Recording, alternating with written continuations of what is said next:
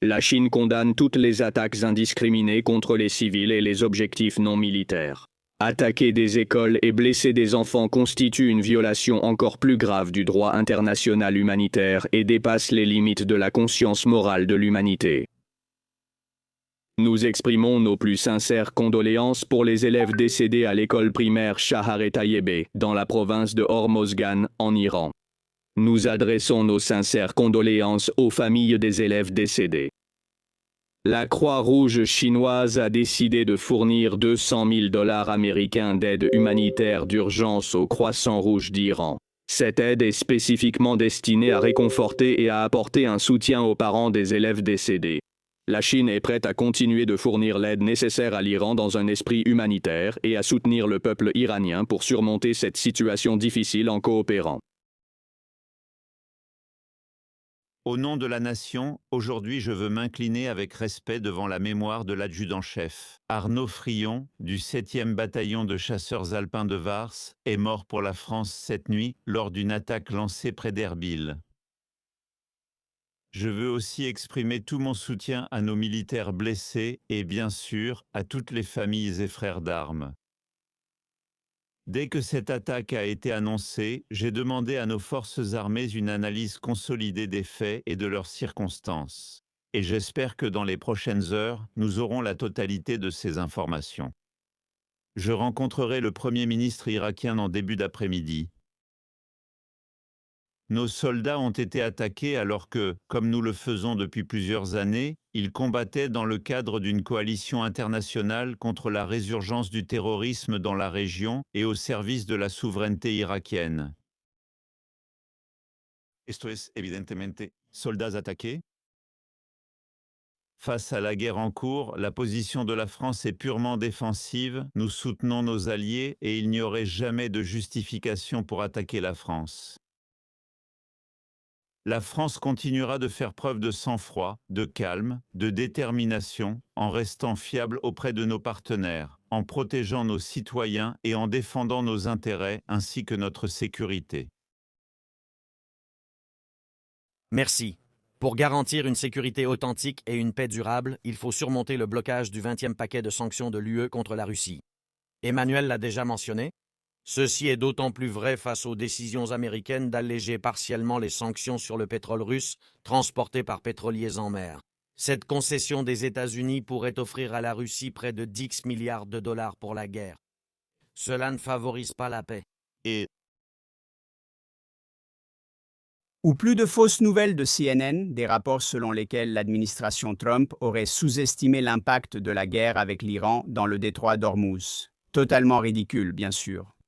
Pendant des décennies, l'Iran a menacé le transport maritime dans le détroit d'Ormuz, c'est ce qu'ils font toujours, prendre le détroit en otage. CNN, vous croyez qu'on n'y a pas pensé? C'est un rapport fondamentalement peu sérieux. Plus tôt David Ellison prendra le contrôle de cette chaîne, mieux ce sera. Abonne-toi. Des rapports indiquent que l'enquête préliminaire, bien qu'elle soit toujours en cours, a déterminé que l'attaque aérienne a été menée par les États-Unis. Étant donné qu'il existe un autre récit concurrent selon lequel cela a été fait intentionnellement, pouvez-vous nous donner des indications sur la véracité de cette version? Deuxièmement, nous recevons également. Hier, nous avons entendu la secrétaire à l'énergie, Madame Wright, dire que la marine des États-Unis ne serait pas prête avant la fin du mois pour fournir des escortes à travers le détroit d'Ormuz. Est-ce une évaluation précise? Et si oui, pouvez-vous nous dire pourquoi? Merci, merci. Eh bien, pour votre première question, un sujet si grave, nous n'allons pas laisser les rapports nous guider ou nous obliger à indiquer ce qui s'est passé dans une situation particulière, parce que la vérité compte. Je peux donc vous informer que le CENTCOM a désigné un officier enquêteur pour mener une enquête de commandement et cette enquête prendra le temps nécessaire pour traiter toutes les questions liées à cet incident. Et l'officier enquêteur est externe au CENTCOM et c'est un officier général. Mais je veux signaler à ce groupe et au monde qu'il n'y a qu'une seule entité dans ce conflit. Et entre nous et l'Iran qui n'attaque jamais les civils, littéralement, n'attaque jamais les civils. J'observe le processus lors des frappes dynamiques et des attaques contre des navires, entre autres. Notre processus est très fiable, donc nous n'attaquons pas. L'Iran le fait. Nous enquêterons, découvrirons la vérité et la partagerons. Cela fait partie, des réactions géopolitiques qui ont eu lieu aujourd'hui. Nous voyons Emmanuel Macron, nous voyons Pete Hesed, ainsi que Vladimir Zelensky, le président ukrainien. Et évidemment, il y a aussi la réaction de la Chine concernant la question de l'école, en donnant ou en faisant don d'argent aux familles. Cela fait partie des réactions que l'on a pu observer ces dernières heures, et d'autres sujets également qui vont attirer l'attention, c'est ce que nous voyons ici. Nous voyons une attaque aérienne qui a eu lieu dans la capitale irakienne, à Bagdad, et sûrement un missile ou un drone irakien. On ne sait pas. On ne sait pas, mais bon, c'est une attaque contre une centrale électrique.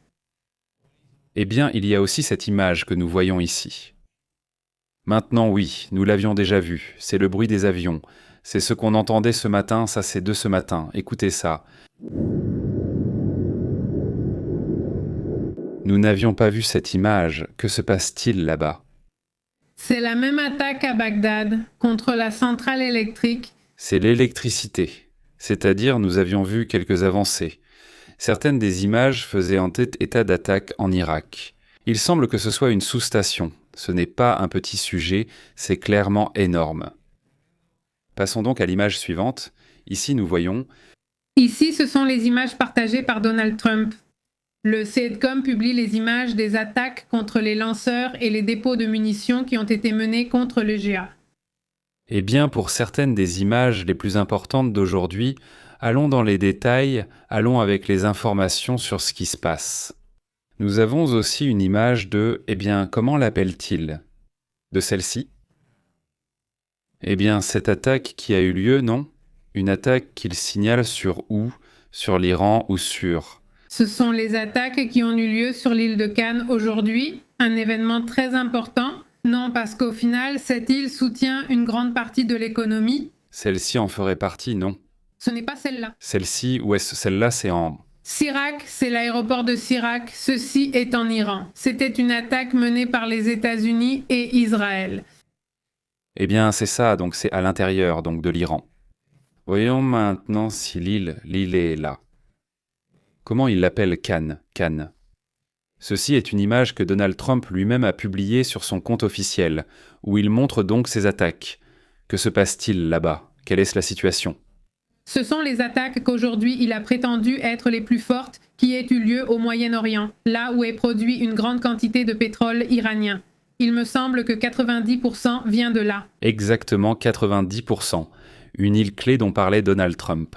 Nous l'avons transmis dans une mise à jour depuis la rue où Donald Trump disait essentiellement « Nous leur avons donné une chance. Non, en fait, non. » C'est comment ça s'appelle?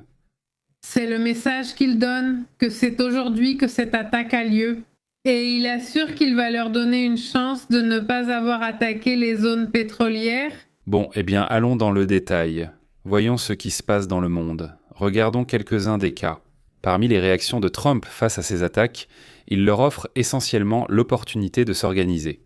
Nous ne resterons pas là.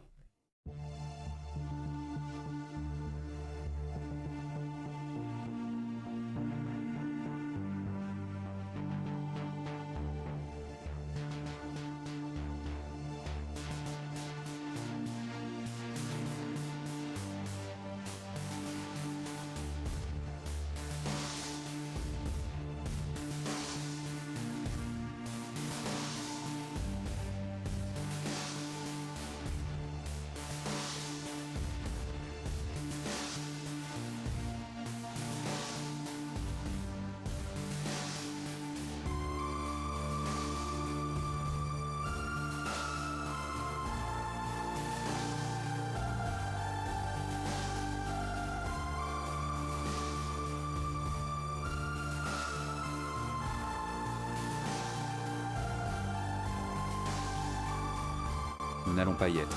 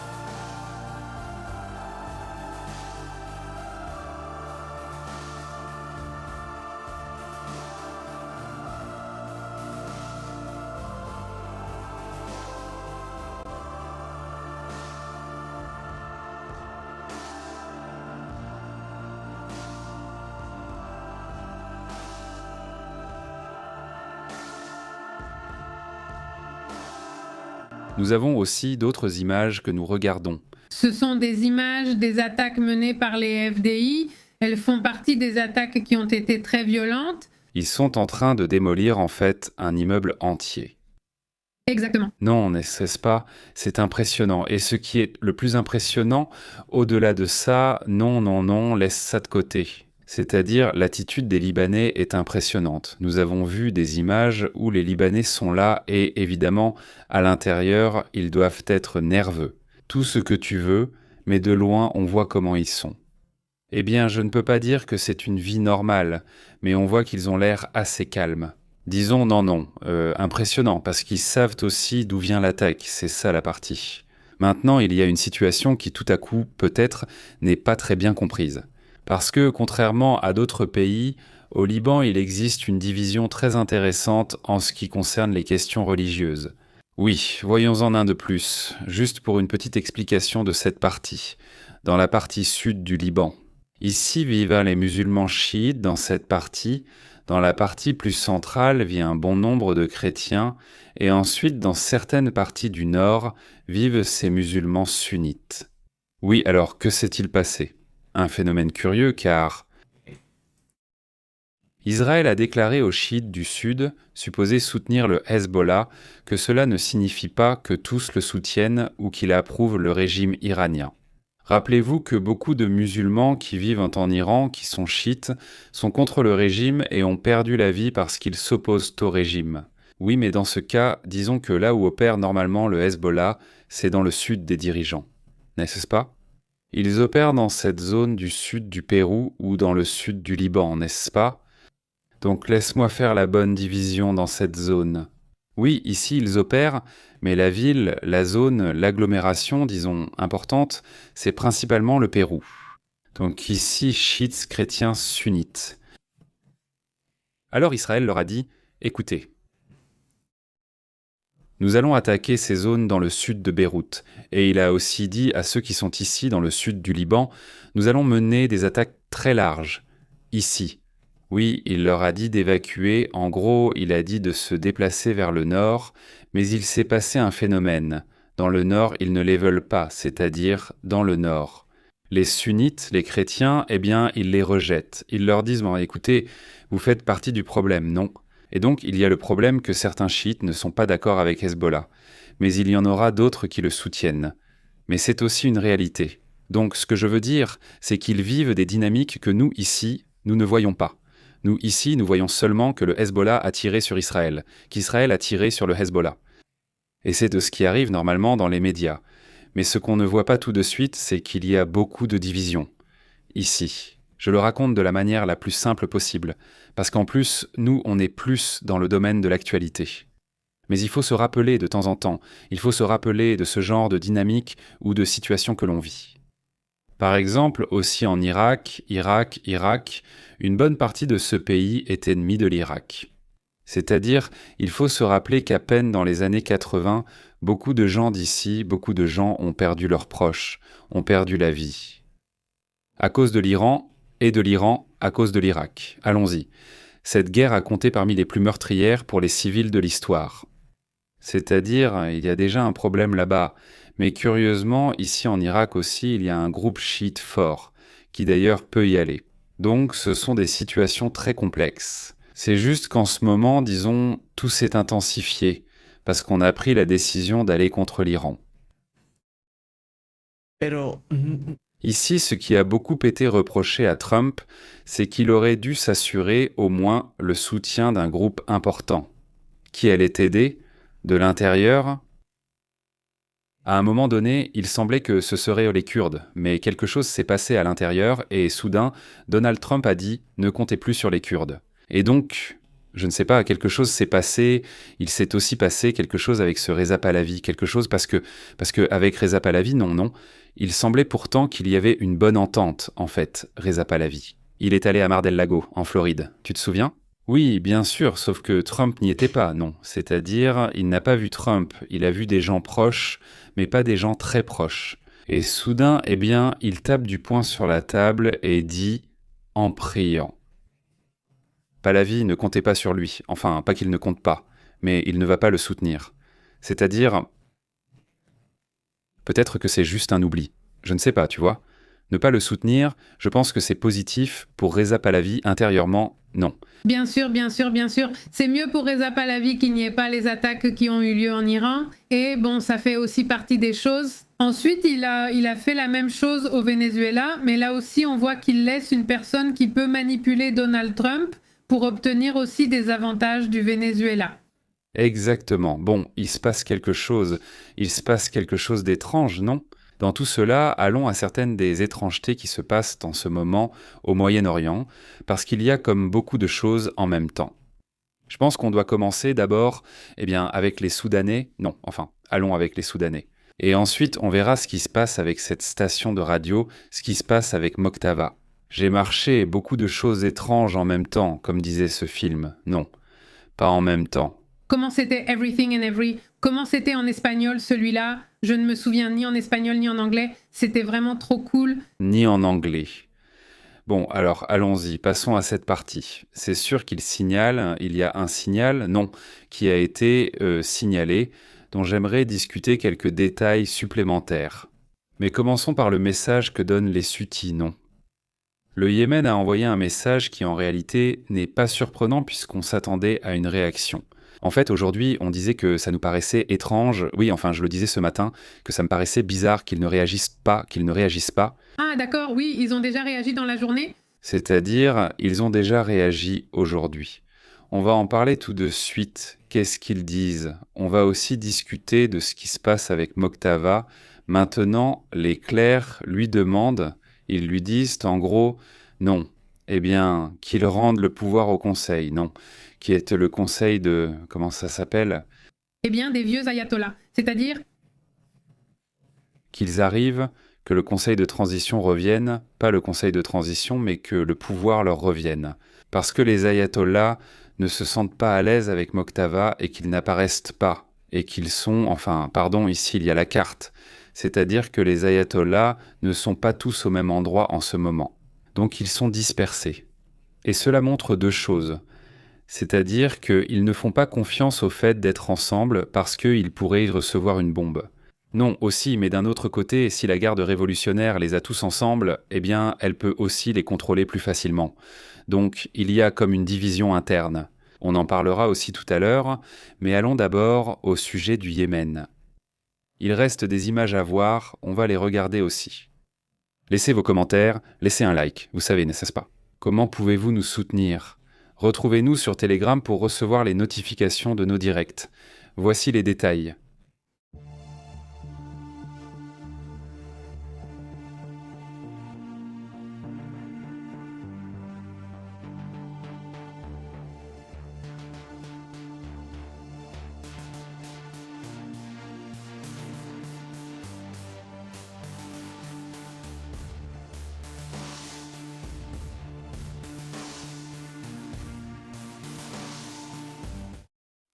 Aujourd'hui, les Houthis se réunissent et font un rapport dans lequel ils assurent qu'ils vont aussi se préparer à attaquer les États-Unis et Israël. Face aux attaques qui ont eu lieu, ou après déjà 14 jours de guerre en fait, aujourd'hui il y a eu une marche où des milliers d'Houthis sont défilés vers Sanaa en soutien à l'Iran face aux attaques. C'est quelque chose qu'ils font souvent, on l'a déjà vu lors de grandes manifestations. Je vais la chercher maintenant. Et aujourd'hui aussi, les participants tenaient des pancartes avec l'image de Khamenei, parce qu'il faut se rappeler qu'aujourd'hui, c'était la journée d'Al-Quds, qui est comme militaire, comme en fait en Iran, ils ont comme 3 forces militaires, celle du pays, le corps du travail national et les Quds. Cet individu, qu'est-ce qu'il a? Qu'est-ce qui lui est arrivé? C'est un individu qui, c'est l'officier Mohamed Al-Bakini, qui est un haut fonctionnaire dans les Houthis, et qui aujourd'hui a annoncé leur soutien à la garde révolutionnaire islamique. Pourquoi a-t-il copié Pancho Villa avec lui? C'est juste le look. Enfin non, bon. Alors il apparaît à la télévision. Il voit que les UTI apportent un sujet très massif en ce qui concerne les réseaux sociaux, la télévision, c'est-à-dire qu'ils gèrent beaucoup ce truc-là. Alors ce personnage sort ce Mohamed, tu dis Mohamed Al-Bakiti, qui en gros, ils disent, ou c'est lui qui fait l'annonce, c'est un haut fonctionnaire UTI qui dit ou fait l'annonce, dans lequel il dit « l'heure zéro est arrivée », oui, il dit « L'heure zéro est arrivée. C'est le moment opportun, disent-ils, et, évidemment, en faisant référence au fait qu'ils attendaient déjà un conflit, c'est-à-dire, eux. Il faut se rappeler que les Houthis sont aussi une section assez puissante, mais au Yémen, et qu'ils contrôlent la capitale, et qu'ils essaieront de fonctionner comme un gouvernement, n'est-ce pas? Mais ils sont aussi considérés comme un groupe terroriste. Oui, oui, selon les considérations. O sea, ¿cómo se con- Qu'un groupe est terroriste et qu'un autre groupe ne l'est tout simplement pas. Pues también hay que reconocer Ce sont les pays qui décident cela, ce sont les pays qui disent « bon non, toi tu es un rebelle ¿verdad? Obviamente ser un rebelde, ». Eh bien c'est bien mieux que d'être considéré comme un terroriste. Alors, quelle est la différence?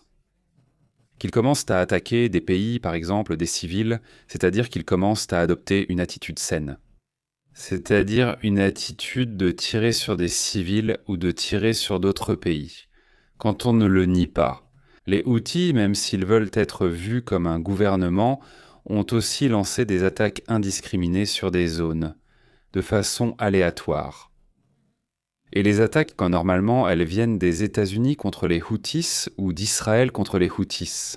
Au moins, ce qu'ils ont essayé de faire, c'est d'attaquer des zones d'infrastructure. Malgré cela, ce qu'ils disent en interne. Ce que j'ai pu analyser, c'est qu'il y a effectivement un soutien à l'intérieur. Et il y a une raison historique, d'histoire récente, pas d'une histoire très ancienne non plus.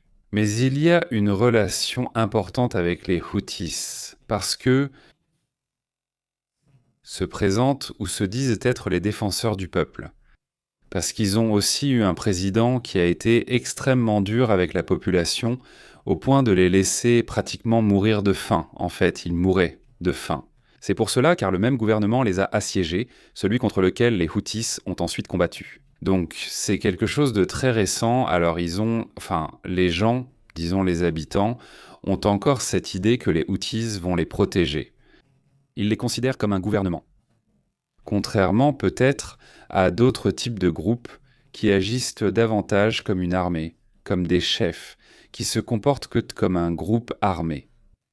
On y va. vamos, Ils contrôlent toutes les sphères du gouvernement. Ce sont eux qui opèrent. Ils contrôlent la capitale.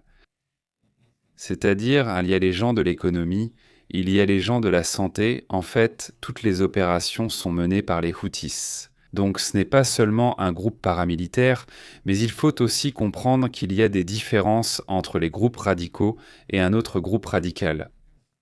C'est un peu comme ce qui s'est passé en Afghanistan, c'est-à-dire qu'un groupe radical a pris le pouvoir. Ici, il ne s'agit pas de tout le pays, mais d'une partie. Ils ne prendront probablement pas tout, car ailleurs la population ne les soutient pas. C'est la partie où se trouvent les chiites, dans cette zone à l'ouest, là où sont les Houthis. y que pues también Le pétrole a beaucoup aidé et ils contrôlent une partie du pétrole qui se trouve sur la côte de la mer Rouge. Ils la contrôlent. con esos con esos fondos, Eh bien, ce sont ceux avec qui ils sont. Évidemment, ils le vendent avec des bateaux fantômes et ce genre de choses, c'est-à-dire qu'ils vendent du pétrole bon marché. Il y a sûrement un pays qui en profite, je ne sais pas lequel, mais bon, que dire de plus sur ce sujet? À propos des Houthis, Eh bien, cela s'est produit, même s'il y a d'autres personnages qui, il y a quelques jours, parmi les Houthis, assuraient que non, qu'ils n'allaient pas, disons, entrer en guerre.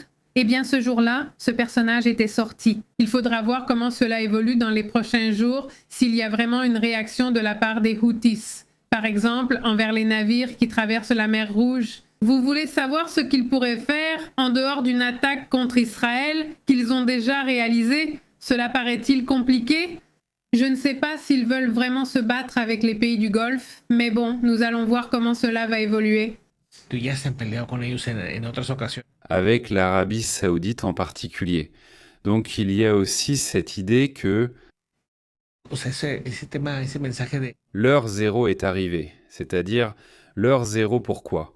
Pour aller vers Israël, aller vers l'Arabie saoudite, ir en contra de intereses de Arabia Saudita. vers les États-Unis.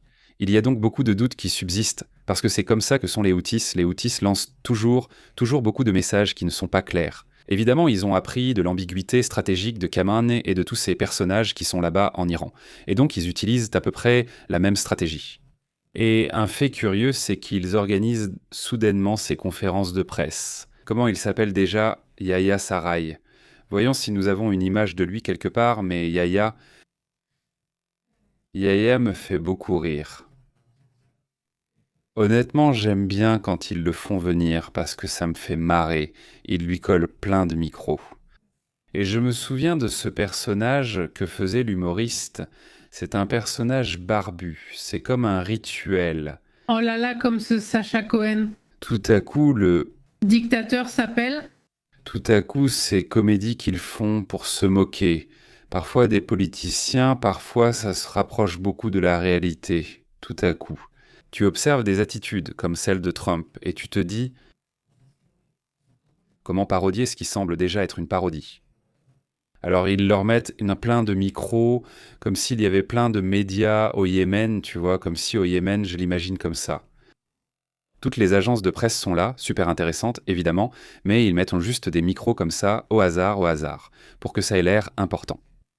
Eh bien, ça fait partie des dynamiques curieuses de tout ça, parce qu'ils essaient de montrer qu'ils sont déjà un pays constitué et tout.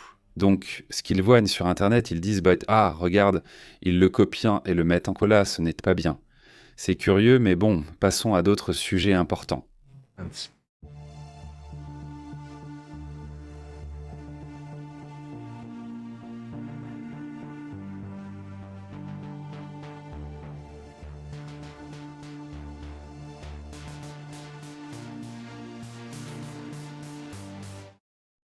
Parmi les... comment ça s'appelle? Eh bien, des réactions, non? C'est-à-dire, celle-ci attire mon attention. Je ne sais pas ce que tu en penses. Oui, mais bon, aujourd'hui, il s'agit du groupe Hezbollah ou Hezbollah parce que dernièrement, on entend plusieurs analystes et ils le prononcent, j'imagine, comme ça se prononce vraiment. Toutes les listes du Moyen-Orient l'appellent Hezbollah.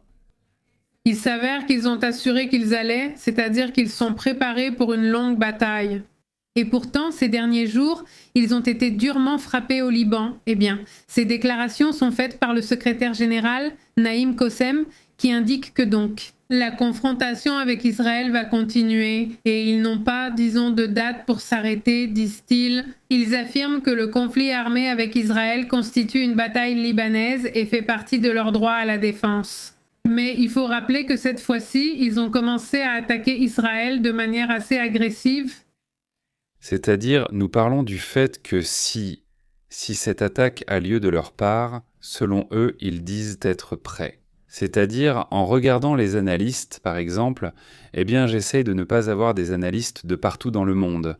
Et en regardant les analystes, s'ils étaient surpris, cette préparation, pourquoi? Parce que la sensation que donnait le Hezbollah, c'est qu'il avait pratiquement disparu. Et que se passe-t-il maintenant? Soudain, un jour, ils lancent 150 roquettes, et le lendemain, ils en lancent 200. Et tu te dis, attends, d'où ils ont sorti ça? C'est-à-dire, d'où ils ont sorti toute cette quantité de roquettes? Alors qu'ils sont censés être déjà très détruits, très affaiblis, que des dépôts d'armes sont constamment attaqués. D'où viennent ces armes? Je veux dire, il y en a beaucoup. Et en plus, ils insistent pour être prêts à une longue bataille avec Israël. Ça, eh bien, c'est énorme. Et d'un autre côté, ce qui attire vraiment l'attention, c'est qu'on voit de plus en plus le gouvernement libanais agir contre le Hezbollah à l'intérieur du pays. Et cela va être la clé pour qu'il y ait un tournant, pour qu'il y ait un changement. Il sera également important que les attaques restent précises, c'est-à-dire que l'attaque d'Israël, lorsqu'elle vise le Hezbollah, qu'il continue d'avertir et de rendre les frappes plus précises afin de ne pas toucher d'autres communautés, enfin aucune autre communauté à part eux, n'est-ce pas? Le Hezbollah... Exactement, et aussi un commentaire qu'ils font aujourd'hui, bon ça personne n'y croit, ils disent « cette bataille n'est pour personne, cette bataille est pour nous, cette bataille est libanaise », et l'autre jour... C'est ce qu'ils veulent entraîner tout le Liban dans le conflit. Mais bon, aujourd'hui, non, jusqu'à aujourd'hui, le ministre de la Défense d'Israël, c'est Israël Katz, demandait déjà au gouvernement de faire quelque chose pour contrôler le Hezbollah. Parce qu'ils vont devoir continuer à attaquer les points d'où le Hezbollah lance ses roquettes vers Israël. Un sujet très grave aujourd'hui aussi, c'est ce qui s'est passé dans cet immeuble, un immeuble à Tel Aviv. Est-ce que c'est cet immeuble? C'est-à-dire qu'ils auraient touché avec un missile, ils ont en fait détruit l'immeuble. C'est-à-dire, je veux dire, c'est énorme parce que la garde révolutionnaire lance une offensive qui était d'ailleurs conjointe, c'est-à-dire qu'ils se sont mis d'accord avec le Hezbollah depuis le Liban et les Iraniens. Regardez l'importance de la géographie, c'est-à-dire du point de vue stratégique. C'est-à-dire, c'est... Attends, une seconde. Que ça à Google, à ce que tu veux. Google, non. Pourquoi? Regarde, voilà, c'est cette zone, c'est la frontière du Liban avec Israël, mais ensuite là-bas, il y a l'Iran. C'est de là qu'une attaque peut venir. Mais imagine toute la distance qu'il faut parcourir. Estamos hablando de que Rien que d'un côté à l'autre. Pour traverser l'Irak, depuis cette distance et arriver jusqu'en Israël, il faudrait aussi passer par la Jordanie. On parle d'environ 1000 et quelques kilomètres, donc c'est ça, cette distance. Et les Libanais sont littéralement là, à la frontière. C'est ceci d'ici à Haïfa, ou de la frontière à Haïfa. 20 kilomètres en supposant que l'attaque vienne d'ailleurs, alors 40-50 kilomètres est-ce qu'on... Si cela venait, si c'était depuis Beyrouth, eh bien même ainsi, c'est une distance très courte comparée à la distance qu'ils ont. Alors, ce que fait l'Iran, c'est qu'il lance l'attaque et quand elle est sur le point d'arriver, les Libanais lancent aussi une autre attaque.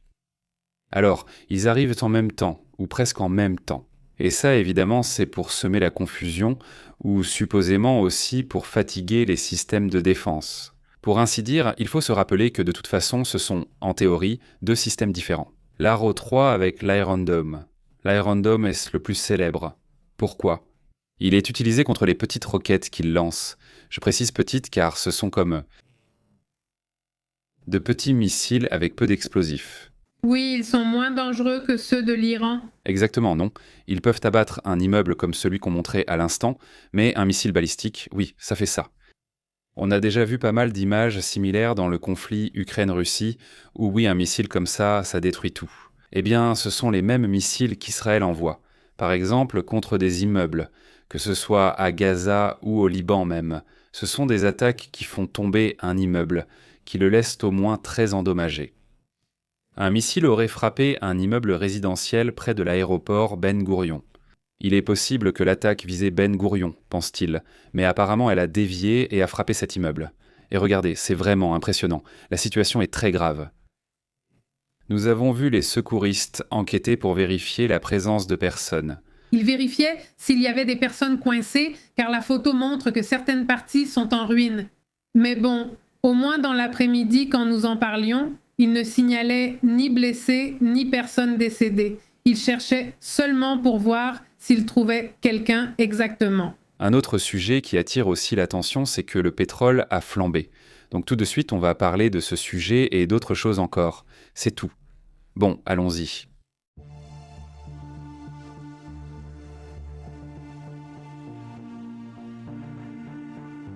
Il y a une hausse du pétrole, assez importante. Avant cela, juste une chose. Regardez le graphique pour voir comment ça chute, enfin comment ça a chuté, parce que c'est déjà clôturé, évidemment à 16h de New York, le SP500 a clôturé. Mais regardez la chute, si on compte cette baisse depuis le début du conflit, cherchons le moment du 28. 28, 28, 28, 28, 28, 28, c'est 28 donc, le 28. C'était un samedi de février, donc la chute a commencé le 2, qui était déjà le lundi 2 mars. Et à partir de là, quelle est l'ampleur de la chute, ou depuis le début du conflit? Voyons, c'est par ici. La chute serait d'environ 3,8%. Qu'en dis-tu? Un transport, oui. Eh bien, c'est juste ça. C'est la valeur des 500 plus grandes entreprises américaines qui baisse de 3%. Ce sont des sommes impressionnantes, donc cet argent ne disparaît pas, n'est-ce pas? Parfois, on a l'impression qu'il s'évapore, non? C'est aussi comme ça qu'il le montre. Non, cet argent, eh bien, il redevient de l'argent, n'est-ce pas? Alors, il était investi dans des actions, c'est ça? Cet argent sort parce qu'il y a de la méfiance, parce qu'il y a de la peur, on ne sait pas ce qui se passe, je ne sais pas quoi. Ou parce qu'il se tourne vers d'autres secteurs, comme le pétrole, l'or ou autre chose. Non, évidemment pas l'or, non, parce que l'or aussi a chuté. Regardez, si on peut le montrer ici, voilà, l'or, lui aussi est en baisse. Oui, c'est pareil, tu vois, il a la même forme, le même ou très similaire. Le graphique de la baisse sur plusieurs jours, n'est-ce pas? Et ensuite, le pétrole, c'est l'opposé, n'est-ce pas? Là, oui, regarde, on va zoomer ici. Voilà, le pétrole est à la hausse. À combien a-t-il clôturé? Il a atteint 100 $, il me semble même 103, quelque chose comme ça. Mais l'essentiel, c'est qu'il a clôturé à 100 $. Oui, le pétrole est à un niveau très élevé. On n'avait jamais vu ça. En fait, récemment, il a grimpé à 108, quelque chose comme ça, mais dès qu'il a atteint ce niveau, il est tout de suite redescendu. Redescendu, redescendu, redescendu. Et il était déjà dans les 80, n'est-ce pas? Par là, il tournait autour des 80 et quelques. Mais ensuite, il a commencé à monter petit à petit et il a atteint les 90. Hier et aujourd'hui, il a clôturé à 100. Alors qu'est-ce que cela veut dire? Qu'il y a encore de la méfiance par rapport à ce qui se passe? Qu'il ne semble pas que cela va se terminer bientôt, que clairement l'Iran veut porter cela à un autre niveau? Niveau? Problème? Et le Brent, eh bien, il laisse monter jusqu'à 103 $. C'est à peu près ce qu'il rapporte. Mais cela se passe aussi dans d'autres parties du monde, c'est-à-dire qu'en Asie, le gaz lui-même est également en hausse. Nous avons vérifié, il y a un moment, quand nous étions dans la rue, nous avons vérifié les stations-service. Ici au Mexique, c'était l'essence. Du moins ici à Monterrey, car nous ne pouvons pas voir tout le Mexique. Mais ici, les stations-service affichent le même prix. Ça n'a pas augmenté, enfin, ici, du moins j'insiste, en quel sens ça n'a pas augmenté? Eh bien, l'essence bon marché, celle avec le moins d'octane, non. Celle qui est à 23 pesos et l'autre à 26 pesos, c'est-à-dire la rouge, ici on l'appelle la rouge. L'essence à plus haut indice d'octane est à 26 pesos point. Quelque chose, n'est-ce pas? Ça reste pareil, mais on nous a dit qu'ailleurs ils avaient vu le prix à 30, il me semble. Donc, si c'est le cas, ça veut dire qu'ailleurs ça augmente. Quelque chose se passe là-bas, ou quelqu'un en profite, qui sait? Oui, c'est toujours dans le Gandulo, n'est-ce pas? Mais oui, enfin, dans certaines régions du Mexique, ils indiquaient déjà que ça atteignait ou frôlait les 30 pesos. Et la nourriture, comment l'as-tu trouvée? La nourriture a beaucoup augmenté, surtout le citron, enfin la tomate. Ici, ils en parlaient l'autre jour. Curieusement, l'avocat est resté stable, ce qui est étrange, mais il y a bien une augmentation. On commence déjà à la voir sur les produits de base. Pour certaines choses, n'est-ce pas? Pour certaines choses, on voit bien que les prix ont un peu augmenté. Et Il existe aussi une zone où les prix montent, notamment dans les compagnies aériennes. Le carburant coûte plus cher, donc leurs tarifs augmentent également. Cela commence aussi à se ressentir aux États-Unis. Les prix montent fortement, forçant voyageurs et compagnies aériennes à s'adapter, payer davantage ou renoncer à voyager. Annuler le vol. United Airlines et Delta Airlines auraient augmenté leur prix de 15%, mais sur certains vols, la hausse a atteint jusqu'à 57%, par exemple sur les vols nationaux. C'est beaucoup.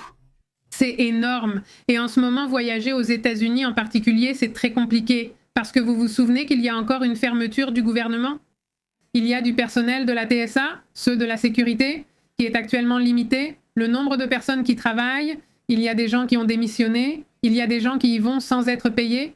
Donc, le problème ne s'est pas arrêté. Rappelez-vous que Trump n'a signé qu'un mini-soulagement pour aider certains secteurs.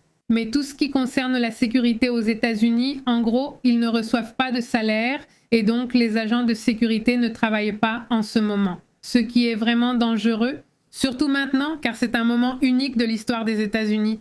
C'est un moment particulier. De paranoïa? Disons un peu de paranoïa, définitivement. Passons à d'autres sujets, à d'autres thèmes aussi importants. Celui-ci, par exemple. Dites-nous si vous n'aimez pas cette intro ou cet intermède. Parce que quelqu'un m'a dit ici que ça le déprime. On ne veut déprimer personne, mais on ne peut pas non plus changer tout le temps. Quelqu'un l'a écrit là, je lui adresse un salut, évidemment. Merci beaucoup pour son commentaire, et merci beaucoup pour la critique. Si celui-ci ne vous plaît pas, eh bien, on le changera, il faudra faire un vote, mais bon, passons à d'autres sujets importants.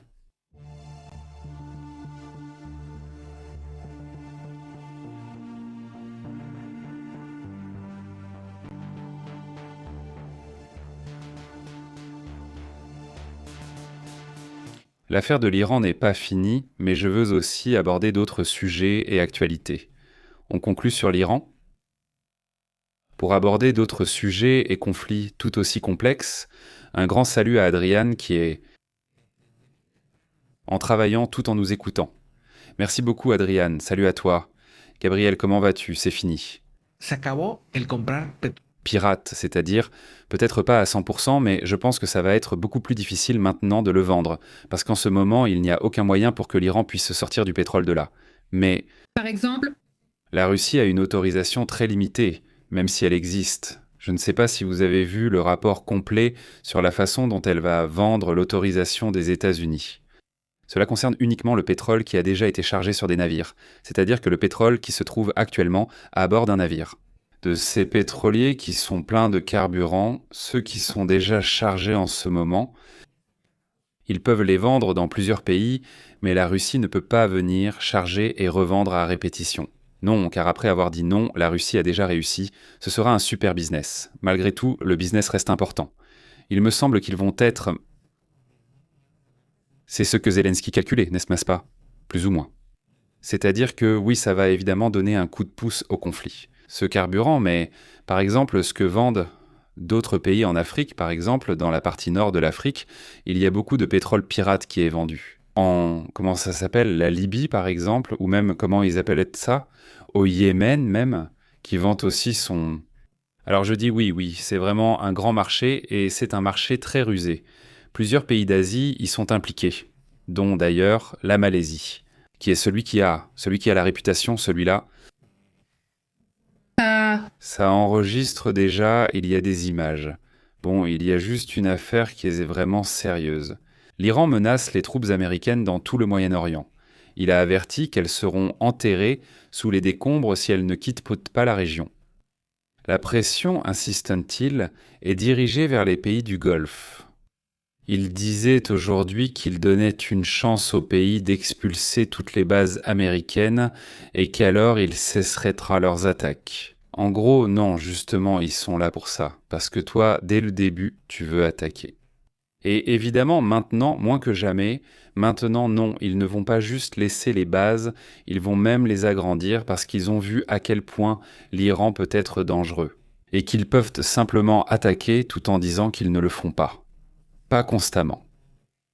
Mais aujourd'hui, l'Émirat arabe expulse toutes les institutions iraniennes présentes dans le pays, hôpitaux, écoles, tout ce qui est lié à l'Iran.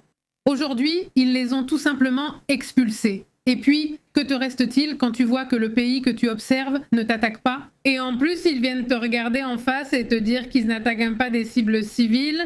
Les Émirats arabes unis les expulsent déjà. Voyons maintenant les réactions du Qatar, de Bahreïn et d'Oman. Ceux d'Oman sont très en colère. Ça fait déjà 3-4 jours. Aujourd'hui, pour eux, commence déjà le 4e jour où ils n'ont pas pu éteindre l'incendie. Les dépôts... Ceux-là sont vraiment compliqués. Ils continuent de signaler d'ailleurs des pluies toxiques. Les Iraniens luttent dans certaines zones, c'est-à-dire la population. Je veux dire... poder respirar bien. Parce qu'il y a évidemment de la pluie toxique, qui est également signalée d'ailleurs à Oman. Précisément à cause de toutes ces situations. Passons à d'autres sujets. S'il reste des points en suspens sur ce qu'ils diront, nous en discuterons.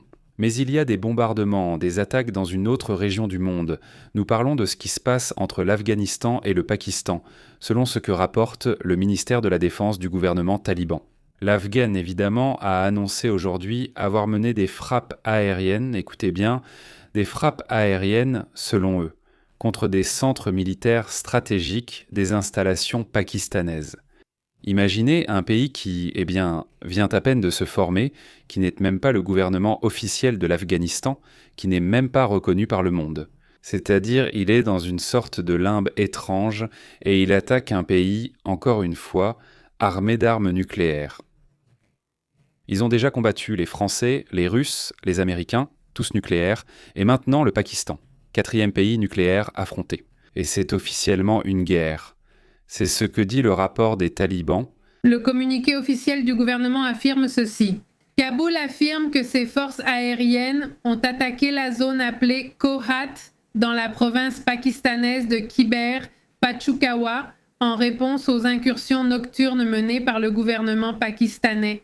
Est-ce que cela veut dire que, les attaques mutuelles ne se sont pas terminées? Selon la version de l'Afghanistan, lors de ces attaques, la forteresse militaire de Ohan aurait été détruite et le centre de commandement aurait été attaqué avec précision. Opération de guerre sur la ligne de Durand, un sujet qui continue de poser des problèmes. Cette frontière, qu'est-ce que c'est? Cette frontière Esta frontera tiene sus broncas. a ces groupes talibans, Son otros talibanes qui d'ailleurs y ont aussi leur division. Il y a aussi des groupes afghans qui sont contre les talibans eux-mêmes et qui ont profité de ces mouvements. Ils se sont rapprochés de zones montagneuses où vivent des groupes opposés aux talibans. Et il y a déjà eu des hélicoptères abattus. C'est-à-dire qu'il y a aussi des conflits internes assez graves, et puis le Pakistan fait ce qu'il a à faire, évidemment en défendant et en attaquant aussi des positions talibanes, dont plusieurs ont déjà été prises. Mais il est sans frappant de constater qu'il y a aussi cette opération, ou ces opérations, ou cette guerre, car c'est une guerre officielle. C'est bien une guerre déclarée? Une guerre déclarée. Selon les rapports, le Pakistan a essayé d'attaquer, surtout la nuit. Ils ont ciblé un endroit appelé le corps 313 de Kaboul. Des camps terroristes à Paktia, ainsi que les installations de stockage de pétrole et l'aérodrome de Kandahar ont également été attaqués par les Pakistanais. Ils tentent de leur retirer toute l'infrastructure restante. Eh bien, c'est que les États-Unis ont essentiellement laissé tout ça là-bas, donc voilà ce qui se passe, le sujet continue. Il y a toujours des attentats de la part des Afghans, c'est leur point fort, pas les attaques suicides. Donc, eh bien, malheureusement, cette guerre, eh bien, n'a presque pas pris beaucoup d'ampleur. C'est-à-dire, on n'en a pas beaucoup parlé parce qu'il y a la guerre en Iran à côté, mais en gros, les conflits sont toujours là. Depuis le début où nous en avons parlé, ils n'ont pas vraiment arrêté, je ne sais même plus combien de jours. Quoi d'autre ? Il y a aussi eu l'un de ces attentats suicides dont je vous parlais, un attentat à la bombe où 6 policiers ont perdu la vie au Pakistan. Eh bien, tout cela a continué à s'intensifier, ça continue d'avancer. Plusieurs régions afghanes ont déjà été bombardées. On compte également, évidemment, déjà plusieurs civils décédés, parmi lesquels il y a aussi des femmes et des enfants qui ont perdu la vie dans ces attaques des deux côtés. Et voilà, c'est aussi l'autre aspect de la guerre qui arrive souvent, surtout parce que même la division n'est pas claire. Des attaques surviennent soudainement dans des zones censées être militaires ou contrôlées par ces groupes, mais il y a aussi des enfants et des jeunes filles de présent. Oui, il n'y a pas de séparation. Il n'y a pas de séparation. Bon, passons à d'autres sujets également intéressants. Il y a Eh bien, un sujet. Israël aurait lancé une nouvelle vague d'attaques à grande échelle contre Téhéran. Je ne sais même plus à quelle vague nous en sommes, avec toutes les attaques qui ont eu lieu. Mais aujourd'hui, ils ont partagé une liste, ce qu'ils n'avaient pas fait auparavant. Aussi, c'était très clair quels avaient été tous les objectifs. Nous avons fait le direct dans l'après-midi sur au moins 6 cibles clés qui étaient essentiellement toutes de la garde révolutionnaire ou de la police basige, et c'est principalement ce qu'ils ont attaqué. Leur enlever toute cette infrastructure qu'ils ont, parce que c'est là qu'ils opèrent, aussi pour attaquer la population elle-même. Mais c'est aussi là qu'ils ont le contrôle du pays, et avec ça, ils veulent leur enlever le contrôle du régime, essentiellement. Et cela est déjà orienté vers la phase 3. La phase 3, comme nous vous l'avons dit, consiste à tout préparer pour qu'il n'y ait pas de régime bien établi et que quelque chose de nouveau puisse émerger. C'est la partie qui est encore considérée comme compliquée, mais pas impossible parce qu'ils affirment qu'il y a des clans. Et là, l'autre jour, nous vous avons montré ici un communiqué d'un groupe qui se trouve dans la partie sud. Ce sont eux qui contrôlent le pétrole. C'est-à-dire, ils ne contrôlent que l'économie de l'Afghanistan, de l'Iran, et cet organisme pétrolier iranien est déjà brisé. Il a déjà rompu la relation avec, avec les ayatollahs et avec la garde révolutionnaire. Alors, ce qu'il disait, c'est qu'il voulait quelque chose de nouveau, qu'il voulait un changement de régime. Donc, imagine, ce sont des groupes qui, si toutes les circonstances qui sont réunies, pourraient former un nouveau gouvernement. Il donne ces avertissements de la part de, je ne me souviens plus si c'était d'Israël ou des États-Unis, qu'ils leur disent de où se trouvent les, comment on appelle ça, les barrages. Les barrages ? Où sont les barrages des soldats de la garde révolutionnaire et des Bassidji? Autrement dit, ils demandent à la population iranienne de les informer, de leur dire où ils se trouvent pour pouvoir attaquer ces points. Exactement, ils leur envoient un message en persan en leur demandant de filmer les points de contrôle et de partager l'enregistrement sur leur compte Telegram. Est-ce qu'ils ont quelque chose du Mossad? Bien qu'ils n'aient pas officiellement accès à Internet, certaines personnes continuent d'utiliser la connexion Starlink. En recevant le matériel, ils peuvent lancer des frappes aériennes sur leur position. Bon, passons alors à d'autres sujets, abordons d'autres thèmes importants.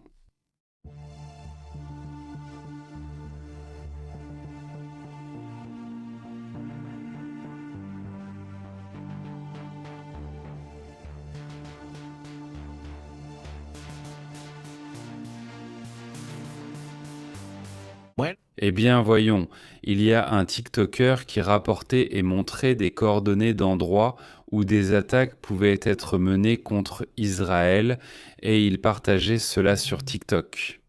Et il disait, si vous connaissez des Iraniens, envoyez-leur ça, c'est-à-dire, imaginez la situation. Regarde, peut-être qu'il le fait parce qu'il est en colère contre Israël, peu importe la raison. Peut-être qu'il le fait même pour plaisanter, se rendre populaire ou autre, n'est-ce pas? Mais cette information existe, et elle peut faire que quelqu'un perde la vie. Et évidemment, parce qu'il donne des coordonnées, parce qu'il explique exactement comment il a conclu que l'endroit se trouve à ce point où se trouvent les soi-disant patriotes. Et je ne sais pas quelles histoires, donc ce sujet, il peut facilement être vu par les services de renseignement israéliens. Dire, tu sais quoi? Que non, c'est-à-dire qu'on doit mettre ça de côté parce qu'imagine à quel point c'est dangereux. Et aussi le manque de responsabilité parce que toi, tu peux signaler, tu peux dire, tu peux parler. Cette situation est très compliquée ici et là-bas, mais tu ne peux pas t'impliquer complètement dans un conflit, n'est-ce pas? Je trouve que c'est une affaire très délicate, non? C'est-à-dire, écoute, je vais aider un tel ou je ne sais quoi pour une aide humanitaire. Bon, d'accord, une aide humanitaire. Mais là, tu parles déjà de vie, non? Et utiliser des plateformes non numériques pour ça, si tu t'impliques comme ça, tu prends aussi le risque que ça puisse évidemment avoir une conséquence, non? Mais tu te dis quel moment intéressant, le moment que nous vivons, où même la communication peut atteindre ce niveau. Je me suis souvenu de ces épisodes de Black Mirror où justement ils font ces critiques. De comment tout à coup les réseaux et la communication s'intègrent, au point que tout à coup il devient difficile pour certains personnages de distinguer ce qui est réel et ce qui ne l'est pas. C'est-à-dire beaucoup d'entre eux, je sens qu'ils voient ça comme un jeu, non, c'est un jeu. Et tu donnes ton avis, tu cries et tu parles. Parce que beaucoup pensent qu'en le disant sur les réseaux, il n'y a plus de conséquences importantes. Mais bien sûr qu'il y en a. Même pour un simple commentaire, ça a ses conséquences. Donc évidemment, il faut avoir de la responsabilité dans ce sens-là. Il ne faut pas jouer avec la vie de quiconque, peu importe le côté. Le sujet me semble donc délicat. Non, je remercie Dazo qui nous a envoyé le tweet. Je me suis dit, c'est fou ça, est-ce que c'est vraiment tiré de Black Mirror, cette affaire? Mais alors, que se passe-t-il d'autre? Y a-t-il un autre sujet? Quoi d'autre? Qu'est-ce qui se passe d'autre? Des informations sur où se trouve Khamenei Jr. et d'autres fonctionnaires, le régime iranien. Et c'est une récompense que le département d'État des États-Unis offre, c'est 10 millions pour certains personnages comme Ali Larijani qui, a menacé Donald Trump de toutes les façons possibles, n'est-ce pas? Ismaël Khatib, le général Escadar Momeni. Il change là, évidemment, et ainsi plusieurs personnages qu'il recherche. Pour eux, oui, j'ai dit Massoud et j'ai ri Junior, j'ai dit Massoud, non, le président n'est pas là. Non. Le président iranien, non, il n'est pas là. C'est que là, on voit un sujet, c'est-à-dire, même si évidemment Massoud Pezeshkian va dire non que nous. Massoud Pezeshkian reste l'un des personnages viables pour les États-Unis, au moins pour peut-être négocier à l'avenir. Il faut rappeler qu'il ne faisait pas partie du groupe de Khamenei ni des ayatollahs, mais d'un groupe opposé à Ali Khamenei. Et quand il gagne la présidence, cela s'équilibre un peu. Mais évidemment, il restait un subordonné d'Ali Khamenei, c'est-à-dire qu'Ali Khamenei était au-dessus de lui. Alors, Aujourd'hui, nous avons montré une image où Massoud Pezeshkian, le président, est allé à la rencontre du peuple pour saluer les gens et tout ça. C'est aussi une démonstration de pouvoir interne. Regarde, même en tant que guide suprême, tu ne peux pas sortir, car déjà cet ami, non. Pero Lui, il peut, oui, tu peux, non. Et je veux dire, j'allais dire non, on a eu pire, enfin oui, il y a eu une chute parce qu'une est tombée très près de l'endroit où il se trouvait et en fait, il y a eu une femme qui est décédée. Mais bon, c'était un sujet qui semble avoir été accidentel, pas dirigé contre lui. Il paraît qu'il s'est... Qui sait, peut-être que ce n'était pas dirigé contre lui, mais il y avait bien un message. Parce qu'au final, cette manifestation était pour la journée de Quds. Ce n'est pas rien. Et donc, oui, les images sont vraiment intéressantes. D'ailleurs, une femme a été blessée. Une femme était décédée. Ah, elle est décédée. Oui, une femme était décédée. Oui. mira, C'est un message qu'il donne en ce moment. Voilà, c'est donné par le département d'État, le TravelGov. Voici la page officielle Twitter de TravelGov, qui appartient au département d'État des États-Unis, dans laquelle, eh bien, ils disent essentiellement qu'il faut surveiller la situation aux Émirats arabes unis, voir comment les choses évoluent. Et donc, pratiquement, si possible, il vaut mieux ne pas voyager là-bas, donc qu'ils n'aillent pas aux Émirats arabes unis. Non, évidemment, en ce moment, je doute fort que les Américains partent en vacances aux Émirats arabes unis. En fait, il y a une fuite de millionnaires, saoudiens. Regarde, les Émirats arabes, tous ces pays-là subissent une fuite de millionnaires. Parce que, évidemment, si tu es millionnaire, ce que tu veux, c'est la sécurité. Et ils ont payé des milliers de dollars pour partir en avion privé. Ils partent comme ils peuvent, parce que, évidemment, la situation est terrible. Et beaucoup avaient droit là-bas leur appartement pour partir en vacances, pour ce que tu veux, ou leur maison, ou peu importe. C'est ce que vendent l'Arabie Saoudite, les Émirats arabes unis, et tous ces pays, c'est-à-dire le Qatar, etc. Ils vendent du luxe et ils vendent de la tranquillité, de la sécurité. Alors, pour l'instant, ce n'est pas possible, donc ils partent. Je ne pense pas qu'ils vendront leur maison ou autre, mais tant que la situation ne s'apaise pas, ils ne reviendront pas. Ils rapportent également en ce moment que plusieurs missiles ont été lancés. Cela en Corée du Nord vers la mer du Japon, la Corée du Nord affirme que l'opération a échoué. Oui, c'est étrange qu'ils le mentionnent, mais bon, ils le rapportent sûrement. C'est l'endroit d'où l'attaque s'est lancée, enfin pas l'attaque, mais le test. Non, ce n'est pas une attaque. Parce qu'il ne frappe pas directement le Japon, ni même son territoire, mais c'est quand même proche de la zone. Disons, là où le Japon contrôle économiquement la zone, ce n'est pas exactement jusque-là, c'est un peu avant, mais évidemment il y a toujours de la tension quand cela arrive, non ? Les missiles qu'ils lancent, ce n'est pas encore clair, du moins je n'ai pas le nombre exact de missiles que les Nord-Coréens auraient lancés. Mais bon, ça fait aussi partie de ce bras de fer. Voyons ce qu'il dit. S'il commente quelque chose ? Il y a Sana Takahashi, qu'on considère comme la femme de fer japonaise. Elle est très dure quand il s'agit de donner ses commentaires. Et tout ça. Et sûrement, je pense qu'il va y avoir une réaction importante là-bas. Non, parce que, j'insiste, ce n'est pas une première ministre qui aime se sentir menacée, elle réagit rapidement. Et je pense que c'est important pour un pays comme le Japon, qui avait toujours été très passif sur ces sujets. Super passif, le Japon était vraiment passif. Mais bon, cette femme est arrivée et, eh bien, elle ne garde pas sa langue dans sa poche. Maintenant, elle ne pense plus d'abord à la diplomatie, elle pense à clarifier les choses avec la Chine, un sujet que les autres présidents n'avaient jamais abordé, de front. Elle a pris les choses en main, elle a affronté le problème de front et, eh bien, on voit que les gens adorent ça. Au final, malgré les pertes économiques dues au tourisme, et elle a un contrôle. La popularité de cette femme ne cesse d'augmenter. Exactement, c'est-à-dire... Allons-y, passons à d'autres sujets, allons directement aux commentaires, allons-y donc.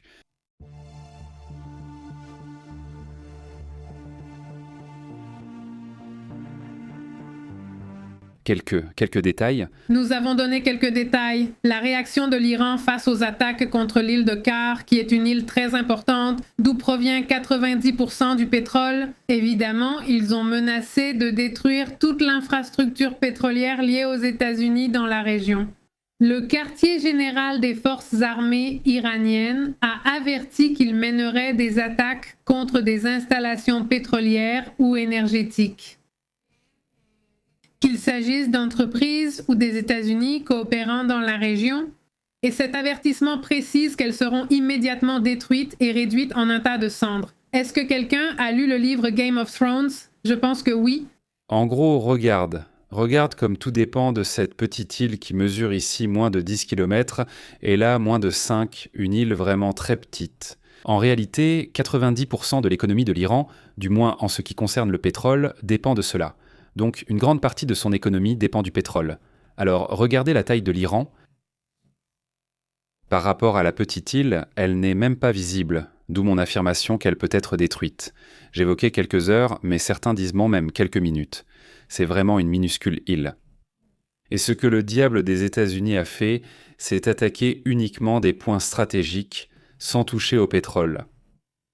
Avec l'idée de, voyez, je vous donne une chance, je vous permets de ne pas détruire complètement votre pétrole, à condition que vous n'attaquiez plus jamais le détroit d'Ormuz, ni aucun autre pays du Golfe, rien de tout cela. Hein? La réponse est claire, ils continueront ainsi. Les États-Unis ont attaqué. Là, eh bien, évidemment, c'était le doute de la majorité. Ce sont exclusivement des installations militaires, ainsi que des dépôts de missiles et des mines navales. Rien n'a été attaqué qui puisse affecter l'infrastructure économique de l'Iran. Mais sur cette île, il y a aussi 3 installations énergétiques clés du ministère iranien du pétrole, dont la société pétrolière Falat Iran, qui produit environ 50 000 barils de brut par jour. Elle exploite également la société pétrochimique Car est l'un des principaux complexes de stockage et d'exportation de pétrole et de gaz naturel liquéfié. Eh bien, ça continue comme ça. Les experts estiment qu'il pourrait y avoir une augmentation allant jusqu'à 40% du pétrole et du gaz. Parce que si on n'achète pas le pétrole et le gaz aux Iraniens, c'est censé être comme ça, mais si on leur en achète, et si la Chine ne peut plus consommer ce pétrole et ce gaz, eh bien quelqu'un d'autre va les acheter. Alors, un effet, pas pour moi. Et la Chine attend ça, si elle ne va pas l'obtenir, ah d'accord, elle l'achète à quelqu'un d'autre. Donc elle va l'acheter à l'Arabie Saoudite, au Canada, ou voyons à qui d'autre. Mais évidemment à un surcoût. Donc ce surcoût, c'est nous tous qui le payons, n'est-ce pas? Donc cette décision qui est prise aujourd'hui va toucher le portefeuille de tout le monde. C'est un sujet, certains seront plus touchés que d'autres, c'est clair, mais c'est très intéressant, surtout en pensant au pétrole. La décision, eh bien, elle a déjà été prise. Donc oui, si Trump tient sa parole. Que s'il continuait à attaquer les pays arabes, ils allaient être en train de détruire tout ce qui se trouve sur l'île.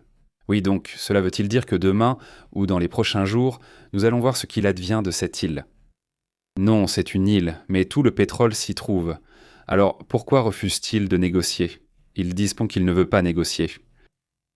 Et donc, même s'ils sont face aux joyaux de la couronne des Iraniens, eh bien non plus. Alors, je ne sais pas, je veux dire, si ce pas va être franchi ou non. C'était peut-être aussi un bluff de Trump, mais à ce stade, on ne sait plus. Pas vraiment. Et bon, quand est-ce que la guerre va se terminer? Aujourd'hui, Trump répond à cette question, comme toujours, de façon très ambiguë. Il dit que ce sera quand il le sentira dans ses os. Cela ne nous donne pas de date. D'accord, quand il le sentira dans ses os. Oui, c'est-à-dire quand il le... Terminez la guerre se termine. Eh bien, c'est que c'était aujourd'hui. On a posé cette question à Fox News et il dit que non, il pense. Qu'il ne pense pas que ce sera une guerre longue, mais en même temps, il reconnaît qu'elle pourrait continuer indéfiniment si nécessaire. Cela dépend des objectifs militaires de Washington. Si Donald Trump est ambigu ces derniers temps, il l'est à 1000%. Ça ne va pas durer longtemps, mais indéfiniment. Autrement dit, il dit 2 choses contradictoires. Donc en fait, il ne sait vraiment pas ce qui va se passer. Je ne sais pas ce qui va se passer, non? Eh bien voilà, c'est ça le problème. Au fait, ceci est une vidéo. On va voir si c'est possible. Si tu peux confirmer, on va voir, ou mieux, si tu ne peux pas confirmer et qu'on le montre pour ne pas aller trop vite. Mais il semble qu'il y ait une attaque en ce moment contre une installation américaine. Nous allons voir si c'est le cas et nous en parlerons. Cela vient tout juste d'être signalé, il y a quelques minutes à peine.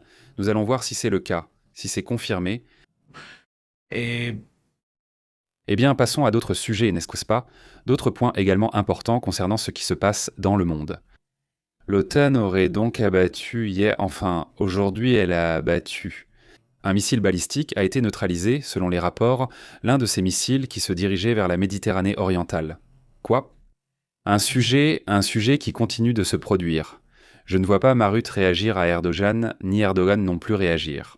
Je m'attendais à ce qu'aujourd'hui, il soit sorti et qu'il ait réagi à ce qui s'est passé, mais il ne l'a pas fait. Ce n'est pas arrivé, ça n'était pas arrivé ? Oui, c'est arrivé, l'information officielle vient de ARN Internet. Voyons, alors c'est déjà officiel. Ils auraient attaqué... Quoi ? Un système radar ? Un système de radar, ça dans une ambassade. Était-ce sur le toit ou était-ce sur le toit ? Plutôt ce système radar, le toit de l'ambassade des États-Unis à Bagdad. Et il a été touché par un drone. Donc en gros, ce qu'ils font, c'est détruire le radar. Ok, bon, eh bien voilà, non. C'est ça le sujet, ce n'est pas ce qui est confirmé, du moins pour l'instant. C'est, eh bien, une autre attaque qui s'ajoute. Et Bagdad, une zone où, eh bien, les États-Unis et d'autres pays sont déjà partis. Ils se sont retirés parce que, oui, la situation semble très instable en ce moment. L'Irak n'est-ce pas ? Alors, ça a aussi été un autre des points qui ont été évoqués. Peut-être pas beaucoup, mais l'Irak pourrait aussi avoir des problèmes internes à cause de cet effet. L'Iran, c'est très sérieux. Qui sait jusqu'où les milices pro-iraniennes pourraient influencer négativement pour provoquer des situations à risque. Ou même, peut-être, jusqu'à un effondrement du gouvernement interne. Mais dans un de ces cas, on reste avec l'idée que ce serait peut-être mieux. Le régime iranien s'affaiblit, mais les chiites en Irak se renforcent. Qui sait, je ne dis rien, on va voir ce qui se passe, non. Voilà. Sur ce sujet, passons donc à d'autres questions importantes. D'ailleurs, une petite secousse à Mexico, un séisme de 2,4. Pourquoi en parle-t-on ? Parce que ce sont des séismes très proches de la surface, c'est-à-dire à 2 km de profondeur. Un jour ça. C'est pour ça qu'ils se ressentent parfois assez intensément. Le quartier président dans la délégation Álvaro Obregón à Mexico. Eh bien, vous l'auriez ressenti il y a quelques instants. Mais ça aussi, bon, ceux de Mexico qui l'ont ressenti, laissez-nous un commentaire s'il vous plaît. Voyons s'il y a quelqu'un ici, passons à d'autres sujets.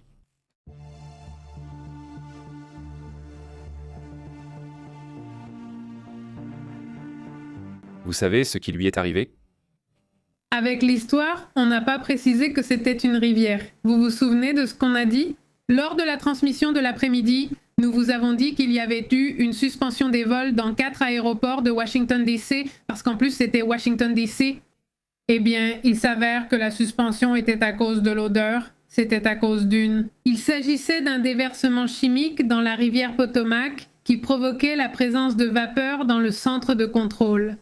Et c'est pour cela que tous les vols ont été arrêtés jusqu'à ce qu'on s'assure de ce qui causait cela. Eh bien, voilà le sujet, non ? Donc, ce que je disais, si c'était dans un seul endroit, il me semblait qu'il n'y avait pas vraiment de quoi s'inquiéter, non ? Le problème aurait été qu'une odeur étrange apparaisse soudainement dans de nombreux aéroports d'autres États. Là, ce serait vraiment étrange. Mais alors, c'est lié au fleuve ? Oui, c'est quelque chose du fleuve qui est arrivé dans la tuyauterie, comme tu l'as mentionné à la télévision de la voiture, et donc cela provoque un retard de 90 minutes, comme nous venons de vous le dire. En ce moment, la situation de l'aviation aux États-Unis est vraiment tendue, parce que tout le monde s'énerve. Et maintenant, avec un retard de 90 minutes, vous pouvez imaginer. Bon, et qu'est-ce que dit la communauté ? On va saluer la communauté, on va saluer le papa de Nova, qui est avec nous. Une blague qui dit « Mon oncle est allé en Égypte et il m'a ramené du vin du Caire. Non, du bon marché, du bon marché. » Du bon marché, dit Pépé. D'où ça vient ? Ah non, papa, d'où vient la laine vierge des moutons qui courent plus vite que le berger ? Celui-ci ? Salutations Papa Nova, et il a des phrases où il n'en a pas. Je sais, on va les refaire tout de suite. Salut Marcella, comment vas-tu ? Salut à Vic Carcega et aussi à Sylvia, comment vas-tu ? Sylvia, tu dis ? Salutations, bonjour très tôt depuis Rosario, Argentine. Salutations Sylvia, salutations. Salutations Sylvia, il est déjà très tard pour toi, mais je t'envoie un grand salut et merci à Carlos Martinez. Le café est déjà en train de finir, salutations Carlos. Moi, comment vas-tu ? Rublox, très bonne salutation. Salutations à Beto et Adrien Gilbert, qui dit que la Coupe du Monde sans star du football, c'est ce qu'il me dit. Salutations. Oui, non, eh bien non. Ça va être mondial, bon, je ne sais même plus quoi penser de la Coupe du Monde, franchement. À ce stade, mais bon, voilà. Trump dit que ça va être la meilleure Coupe du Monde du monde. Qui est-ce que vous voyez gagner la Coupe du Monde en supposant que ce soit une Coupe du Monde, que tout se passe et que tout continue plus ou moins normalement? Qui est-ce que vous aimez pour que ce soit comme d'habitude ou qu'il y ait une surprise, dit Marcella. Comment vas-tu, Sylvia? Très bien, quoi de neuf, dit-il. Arthur Plaza, salutations à ma femme, la petite. Super Arthur, et aussi un salut. Salutations à Tapatia qui demande si la Coupe du Monde sera très dangereuse pour les États-Unis. Oui, je pense qu'ils vont y être. Imaginez le niveau de sécurité qu'ils vont devoir avoir pour faire ce que font normalement les pays, surtout quand ils sont là. C'est le contraire, non? Mais normalement, quand il y a une situation, un conflit, on cherche même à ce qu'il n'y ait plus de guerre dans le monde. Pour que le conflit, pour que l'événement se passe bien, comme quand il y avait la situation en Ukraine. Est-ce que la Russie attend que les Jeux Olympiques se terminent? Je crois qu'en Chine, non, oui. Je crois qu'en hiver, oui, en hiver. Ainsi, pour que l'événement se termine, c'est comme s'il y avait un accord entre Vladimir Poutine et Xi Jinping. C'est-à-dire que, vraiment, il ne va rien se passer jusqu'à la fin des Jeux Olympiques. Et quelques jours après, comme ça, immédiatement, la guerre commence. Donc ici, non. Ici, parce que là, la Chine n'était pas en guerre. C'est-à-dire, il fallait juste qu'un autre pays ne soit pas en guerre. Rien de plus. Et ici, c'est littéralement, le pays qui, eh bien, c'est comme l'organisateur principal, non? Et c'est celui qui est dans le conflit. Et en plus, pas avec n'importe quel pays, mais avec un pays qui a tendance à avoir, eh bien, des actes terroristes. C'est-à-dire, une partie de son opération consiste à faire ce genre d'actes. Il a des groupes radicaux. Donc évidemment, cela génère de l'insécurité, évidemment, pour cet événement, non? Salutations, à bientôt, très bonne journée. La guerre va durer 5 semaines, pas moins de 4 ans. Si c'est comme ça qu'elle nous affecte... La situation. Et regarde ce que c'est. Je laisse ici le commentaire de Tapatia. Mais exactement? Je veux dire, un pays qui organise un événement comme une Coupe du Monde ne devrait pas être en guerre. Idéalement, ce serait l'idéal qu'il ne soit pas en guerre. Ce serait aussi pour cette raison. Tout le monde dit qu'ils ne vont pas attendre que la Coupe du Monde passe. Eh bien non. Salutations à Tapatia, salutations aussi à Maria Elena, comment ça va? Salutations jusqu'à Puebla, très bonne journée. Dit Adriane Gilbert. N'importe qui, sauf l'Espagne, cette Espagne est entachée, dit Adriane. Salutations, Adriane. Salutations, pourquoi Adriane? Pourquoi cette Coupe du Monde va-t-elle être atypique? Ça va être atypique. Salutations. Également à Aurelio. Je recommande des salutations. Je ne sais pas de quelle région ils sont. Ils demandent comment se déplacer ici à Monterrey. Ça me fait plaisir de voir ça, non? Des gens de Corée, c'est bien. Malheureusement, ils ne savaient pas où ils allaient louer. Ils ont loué dans des endroits de catégorie 12. Mais on commence déjà à voir, au moins sur les réseaux, que les gens réservent déjà. Dans le Bien Six, par exemple, et plusieurs youtubeurs qui sont sortis récemment, comme Pépé l'autre jour. Salutations à tous. Salutations. Vraiment, salutations. Ils vont bien à Monterrey, par exemple. J'imagine qu'après, ils iront à Guadalajara et ainsi de suite, juste pour montrer comment est l'endroit. Si c'est tranquille, sinon, eh bien, c'est sympa. Il y a des gens qui commencent déjà à préparer le terrain. Regardez, il y a une vidéo de cette personne, de ce youtubeur américain.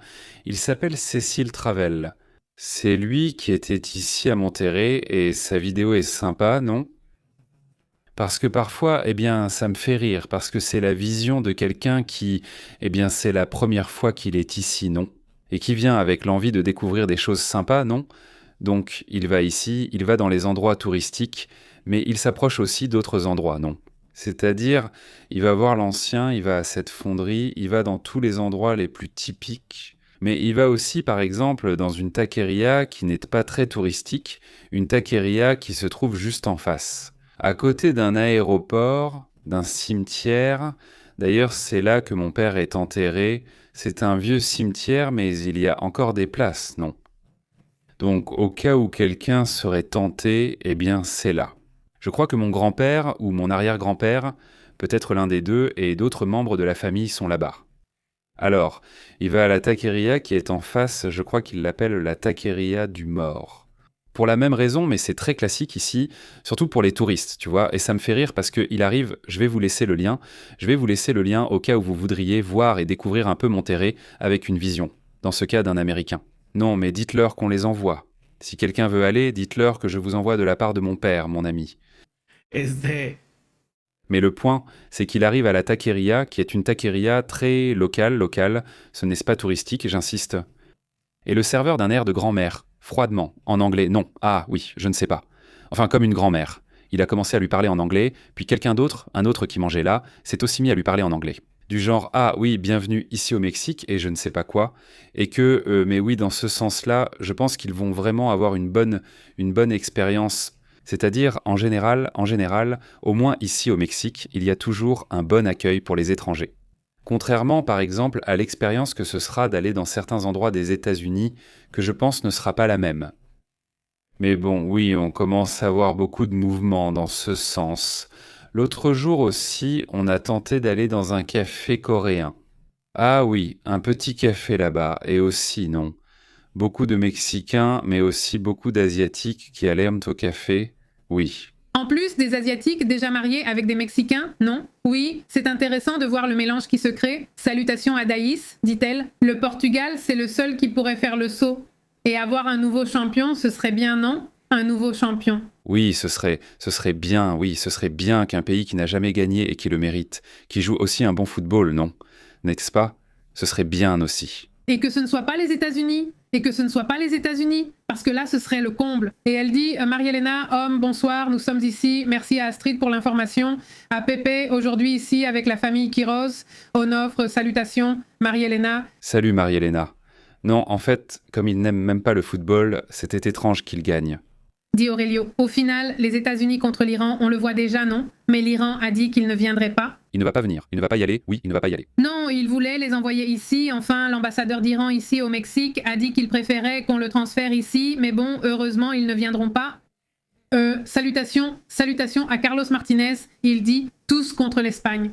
Non, il n'y a pas de mouvement militaire en ce moment. C'est-à-dire, en direction de l'île pour l'instant, il n'y en a pas. Ce serait une folie totale de mettre des soldats exposés sur une île, c'est-à-dire, il serait très facile d'attaquer n'importe quel soldat. D'après ce que dit Billy Hernandez ici, il dit « 5000 soldats en direction de l'île, ça n'aurait aucun sens d'envoyer des soldats sur une île. » Simplement, stratégiquement. Ce serait, j'espère que ça n'arrivera pas parce que ce serait trop les exposer et fondamentalement, ils risqueraient de perdre la vie. Ou parce que normalement, les soldats ont besoin d'un endroit où se réfugier, et là-bas, il n'y a nulle part où se réfugier. En fait, c'est une île très plate, très petite, facilement attaquable. Dans ce cas-là, en stratégie militaire, ce qu'il convient de faire, disons, c'est d'éliminer complètement la question des dépôts. Affecter vraiment l'économie de ce pays ne serait pas non plus l'idéal, n'est-ce pas? Si l'on veut vraiment que la population, à un moment donné, récupère son pays, qu'elle est un pays stable et prospère. Maintenant, ce qu'on peut faire, c'est déplacer les troupes. Où veut-on les troupes? Non, ce n'est pas là qu'il faut les troupes. S'ils doivent intervenir, ce sera à Ispahan, ce sera dans les zones nucléaires, c'est ce qu'on veut faire là-bas. Soit tu le détruis, soit tu le laisses, mais il ne vaut pas la peine de mettre des soldats là-bas. Là où il vaut la peine de mettre des soldats, c'est dans les zones où se trouvent les centrales nucléaires. Le principal objectif de tout cela, même plus qu'Ali Khamenei, était de prendre l'uranium ou de les empêcher d'avoir la possibilité de posséder des armes nucléaires. C'est l'objectif principal, encore non atteint. C'est la théorie actuelle, pas celle qu'ils avancent. Il y a des organisations ou des think-tankers, comme on les appelle, c'est-à-dire des organismes de réflexion. Et il y a aussi des organismes qui se consacrent à faire des jeux de guerre, mais ce sont littéralement des jeux de guerre. Oui, il y a un espace, il y a un expert en géographie, un expert militaire, un expert dans différentes disciplines, n'est-ce pas? Et donc, ils font toute la simulation exacte. Qu'est-ce qu'il reste de l'Iran? Il reste beaucoup de shaheds et de missiles. Qu'est-ce qu'il reste de ce côté? Non, eh bien ceci. Qui est l'attaqué? Qui est le chef? Alors, tout cela s'ajoute à un jeu de guerre où chacun, comme dans celle avec les dragons, comment ça s'appelle? Tu crois Oyito? Non. Quel donjon et dragon? Comme donjon et dragon. Alors, il y en a un qui va agir, réfléchir, comme le ferait, en théorie, un chef chiite, je ne sais pas ce que pense l'autre, un militaire ou quelqu'un avec de l'expérience militaire. Pareil, donc ils jouent, ils font la simulation, mais pas une seule. Ils en font une autre, encore une autre, encore une autre. Ils font énormément de simulations et regardent dans les probabilités, donc, et ils publient leurs résultats. Donc, c'est très intéressant, c'est pour ça que ça nous permet à tous aussi de pouvoir analyser et mieux comprendre comment ce conflit se déroule. Aujourd'hui, j'ai commenté et je vous ai recommandé une vidéo d'un conseiller qui s'appelle Robert Pope. Ce monsieur a tout refait. C'est excellent. Tu l'as vu aussi ?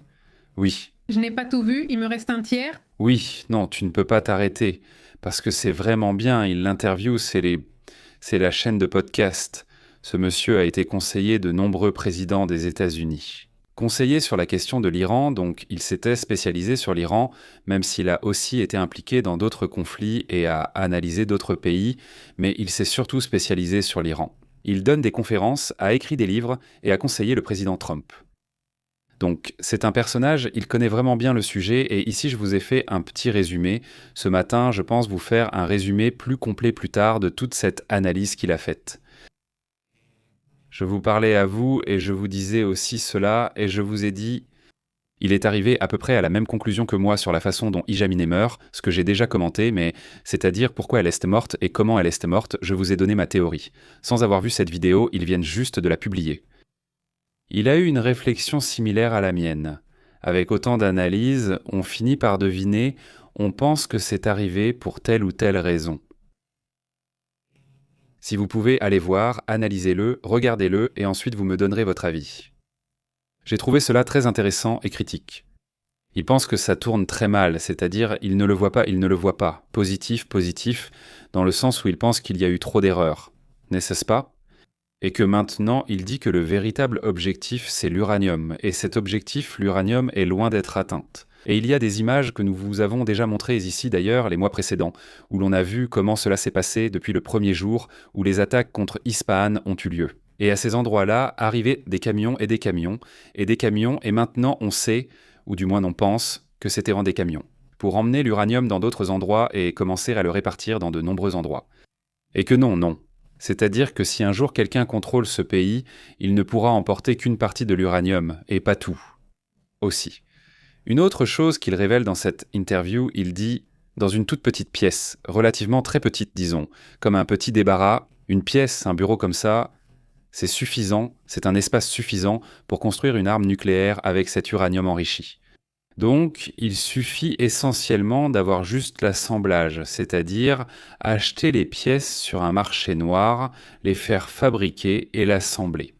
Oui, et faire bien sûr une bombe grossière, c'est-à-dire une bombe du type Fat Man, comment ça s'appelle, donc rudimentaire. Disons par rapport à celles d'aujourd'hui, pas les plus technologiques. Ce ne serait pas quelque chose de très rudimentaire, mais on pourrait en construire plus ou moins, il estime qu'il pourrait en construire 16 à l'époque.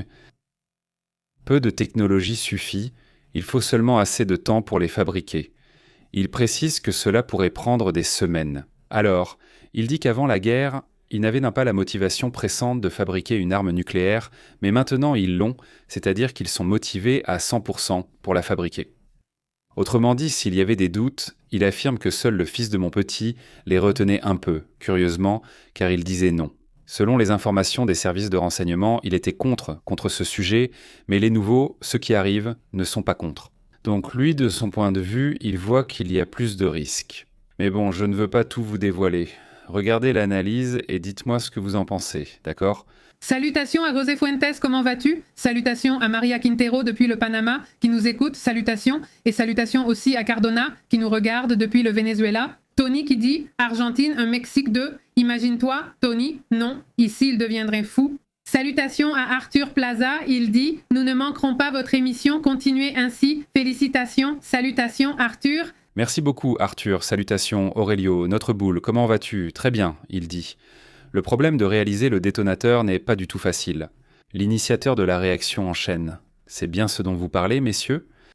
Je veux dire, en gros, pour faire simple, c'est comme assembler une sorte de, appelons-la sphère, quelque chose comme ça, dans laquelle il y a une implosion qui génère cette sorte de réaction en chaîne.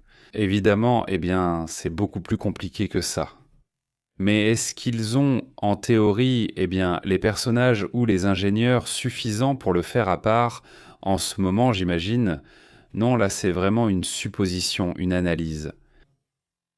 La Corée du Nord serait très intéressée à soutenir cela, c'est-à-dire, la Corée du Nord serait l'un des premiers à le dire. Ah, je te donne un coup de main en t'envoyant les plans ou tout ce qui est nécessaire. Dans ce sens, je ne pense pas qu'il leur manque des informations.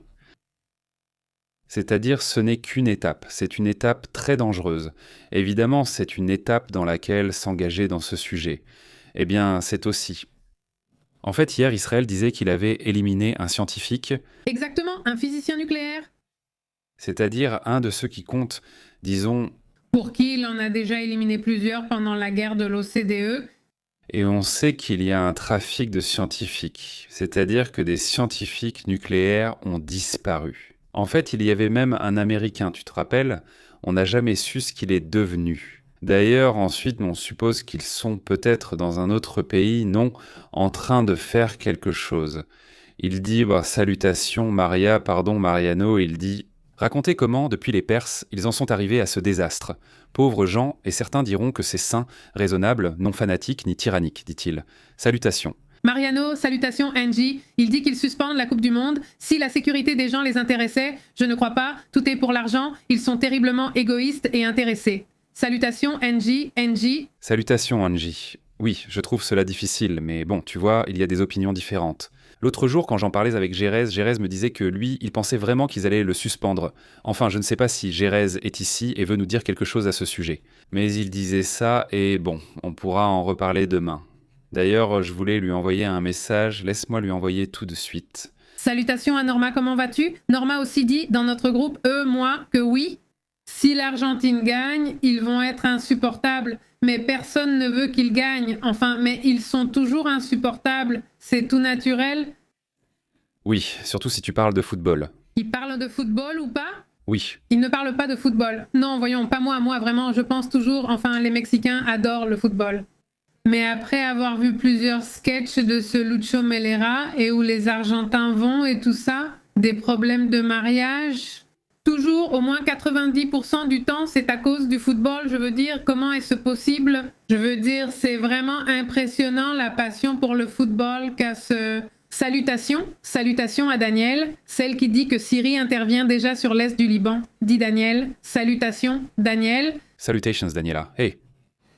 Et Ce qui se passe en ce moment au Liban, c'est comme le supplément, non? Ou ce que j'ai vu, c'est que plusieurs analystes de cette région. Et c'était un sujet auquel ils ne s'attendaient même pas, ils nous disaient, et c'était vraiment un sujet où ils disaient qu'ils allaient essayer de le garder plus calme. Et ça n'a pas été le cas. Et c'est surprenant, parce qu'il semble que l'idée soit vraiment d'en finir une bonne fois pour toutes avec ce groupe, non? Et attention, la grande différence ici, c'est que José Aoun, le président du Liban, on voit cette fois qu'il agit vraiment contre le Liban de manière plus ferme. Le fait est que, dès le premier jour où il a commencé à parler de cela, du fait qu'il voulait qu'il dépose les armes, il est apparu en uniforme militaire, alors qu'il sortait toujours en costume et cravate. Et maintenant, le président du Liban apparaît en uniforme militaire, disant « Nous voulons que le Hezbollah dépose les armes et les laisse. » Parce que sinon, pour l'instant, je n'ai encore rien vu de concret, n'est-ce pas? Il faudra attendre pour voir si cela arrive, mais bon, allons-y. Allons-y les gars, n'oubliez pas que nous sommes sur WhatsApp, sur Telegram, et nous vous envoyons la notification des directs. Nous sommes aussi sur Facebook, sur X et sur Instagram. Et regardez les commentaires que je voulais lire. Je l'ai déjà perdu, tant pis, à bientôt. Pardon? Pardon.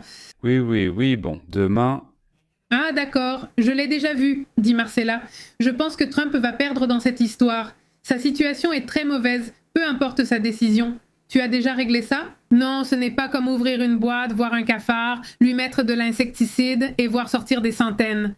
Voilà ce qui lui arrive, il n'a pas anticipé et ne sait plus comment payer. C'est un vrai nid de guêpes. Tu vois, il est en train de soulever, il est en train de justifier, pour l'esprit de beaucoup de personnes très radicales, il leur a donné une justification. Je veux dire, il y a beaucoup de groupes radicaux dans le monde entier. Mais ils avaient besoin d'un ennemi, non? Et maintenant, Trump leur donne cet ennemi, non? Ou Trump leur dit « Me voici, Pantinon. Les voilà, nous voilà, non. » Donc, c'est un sujet qui est vraiment très dangereux. Je veux dire en plus parce que ce n'est pas une seule fois, c'est-à-dire, avec ces groupes, ça ne se passe pas de manière conventionnelle. Donc tu vois, on se dit « Ah, eh bien non, regarde, c'est très facile, il suffit de vérifier qui ils sont et comment, non ?» Mais en fait, ça fait déjà des années qu'il y a un problème à ce niveau-là.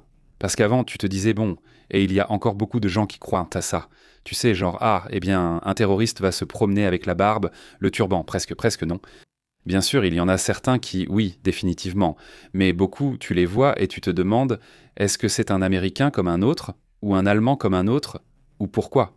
Parce que, eh bien, ces groupes évoluent, n'est-ce pas? Donc tout à coup, ils transforment la façon dont ils envoient dans ce genre de personnages. C'est très radicalisé, donc c'est un problème. En fait, ça se remarque, on le voit sur les réseaux sociaux quand ça arrive, et Robert Popp le dit aussi. Oui, c'est-à-dire quand il y a des conflits, quand il y a des guerres, il surgit une énergie contraire qui va s'exprimer d'une manière ou d'une autre. Si cette énergie contraire s'exprime, elle devient incontrôlable.